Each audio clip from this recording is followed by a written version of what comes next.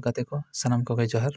तो आपे को समाज रे कर्मक्षेत्र पेपर इन आगू कदम तो नवा कर्मक्षेत्र पेपर तो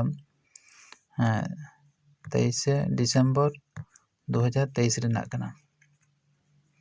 तो नवा कर्मक्षेत्र पेपर रे आसल चाकरी ना खबर को हुयुग कना जे पश्चिमबंग मध्य रेल रे 3015 टी ट्रेड रे अप्रेंटिस को ट्रेनिंग को एमा कना। तारपर हुयुग कना ट्रेनिंग दिए सेना बाहिनी ते ऑफिसर को नियोग को। तारपर दो हुयुग कना जे विशाखापत्तनम रे नेवल डॉक यार्ड 275 टी तुरुन की अप्रेंटिसशिप रेना ट्रेनिंग को एमा कना। तारपर दो हुयुग कना एटमिक एनर्जी दफ्तर रे चाकरी को एमा कना। तारपर सेल्स मैनेजमेंट ट्रेनिंग को एमा कना।